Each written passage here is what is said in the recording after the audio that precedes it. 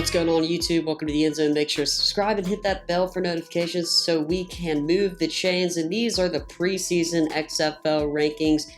Just to remind you, I'm going to be doing rankings like I did with the Alliance of American Football every week, including before week 1. This is just the preseason power rankings, and we power rank these teams. Or actually, let me know if you'd like me to power rank them or do more of like a college football style ranking.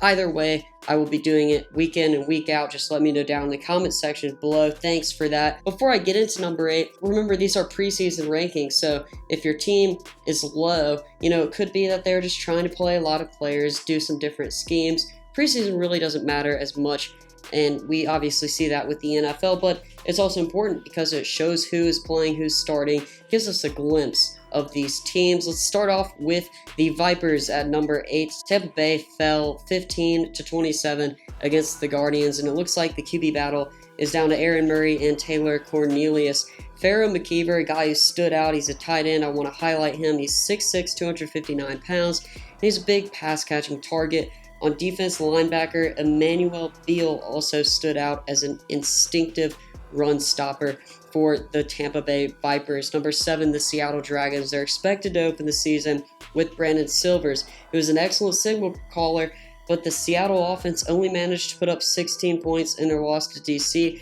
Expect BJ Daniels to put up a fight against Brandon Silvers for that starting job and position. The defense gave up 21 points, and it was only a one-score game. Again, both teams cycled through different players, so this really could have gone any way depending if you put the starters in. Number 6, the Roughnecks. Another quarterback battle is going down, and this one is between Philip Walker and Connor Cook. I thought Walker would really run away with this, but Cook is biting at his heels. Both threw for a score to 2 different receivers. We've highlighted pass rusher Coney Ely before, and we'll do it again because he is still making plays and being a pain for O-lines everywhere. Sitting at number 5, the St. Louis Battlehawks. St. Louis used 4 different quarterbacks, and that's what worries me in their scrimmage. They may not have a stable quarterback yet, but Jordan Ta'amu got the start, and he's using his dual threat abilities to his advantage, and I think Ta'amu's going to get the start for the regular season. At linebacker, Matthew Thomas took a deflected pick to the house and is making a huge difference for this team on defense. He'll be an anchor for the St. Louis defense.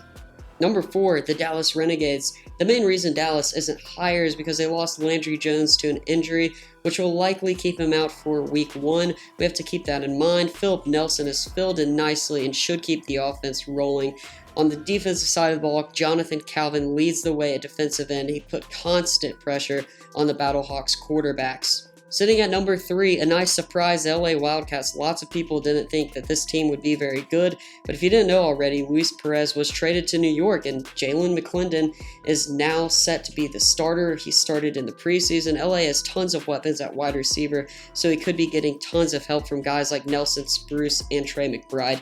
Defensive end Willie Mays was the highlight for LA in this preseason game on the other side of the ball, wreaking havoc in Houston's backfield. At number 2, another huge surprise.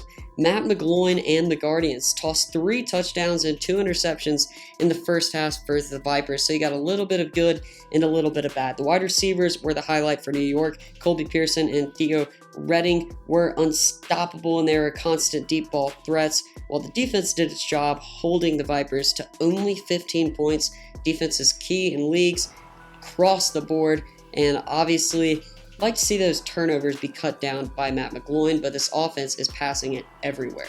And for your number 1 team, the DC Defenders, led by Cardell Jones, superstar, big body, big arm, and athletic quarterback, and probably the best active quarterback in the XFL right now. He has the defense to back him up. Tyreek Hill forced a pick 6 and was great in coverage at safety for this Defenders defense. Pep Hamilton has a defensive mind, and he has things rolling before week 1. These guys are ready to win some football games. Now, let me know what you think down below. Are these the rankings that you would have for the power rankings of the preseason?